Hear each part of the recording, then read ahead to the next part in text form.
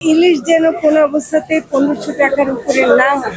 ইলিশের সরবরাহ বাড়লে বাজারের দাম কমবে। রাজধানীর বাজারগুলোতে ইলিশের দাম আকাশছোঁয়া। কারওয়ান বাজার, মোহাম্মদপুর কিংবা বিজয় সরণি সবখানেই 500 গ্রামের ইলিশের কেজি 1450 থেকে 1600 টাকা, 750 থেকে 800 গ্রামের ইলিশ কেজি প্রতি 1850 থেকে 2000 টাকা, আর 1 কেজি বা বড় ইলিশের কেজি 2600 থেকে 3200 টাকা পর্যন্ত বিক্রি হচ্ছে। দাম শুনে অনেক ক্রেতাই মাছ না কিনে চলে যাচ্ছেন, আর যারা মাছ কিনছেন তারা ইচ্ছার চেয়ে কম ওজনের মাছ নিয়ে যাচ্ছেন। অপরদিকে ভারতের পশ্চিমবঙ্গে একই আকারের ইলিশ তুলনামূলক সস্তা।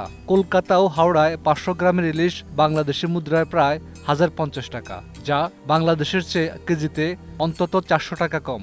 700 গ্রামের বেশি ওজনের ইলিশ কেজি প্রতি 1600 থেকে 1800 টাকা, আর 1 কেজির ইলিশ 2000 থেকে 2500 টাকা বিক্রি হচ্ছে। ইলিশ বিশেষজ্ঞ আনিসুর রহমান বলেন, বাংলাদেশের ইলিশের প্রাচুর্য আছে, তারপরও এমন অস্বাভাবিক দাম মেনে নেওয়া যায় না। তার মতে, আগে বাংলাদেশের নিষেধাজ্ঞার সময় ভারতীয় জেলেরা মাছ ধরতে পারতেন, যা বাংলাদেশের বাজারে প্রভাব ফেলত। এই সমস্যার সমাধানে এই বছর থেকে নিষেধাজ্ঞার সময় ভারতের সঙ্গে মিলিয়ে 15 এপ্রিল থেকে 11 জুন করা হয়েছে। তবে বিশেষজ্ঞরা সন্দিহান এই পরিবর্তনে দাম বা উৎপাদনে কাঙ্ক্ষিত ফল মিলবে কিনা।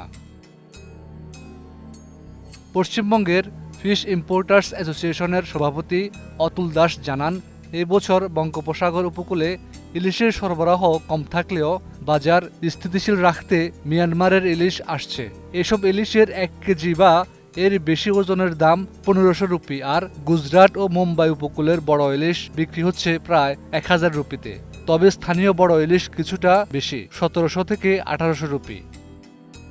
চলতি বছর এখনো বাংলাদেশের ইলিশ পশ্চিমবঙ্গে যায়নি, তবে সেখানকার বাজারে এর কদর অনেক। ব্যবসায়ী থেকে সাধারণ ভোক্তা সবাই 15 আগস্টের পর রপ্তানির আশায়।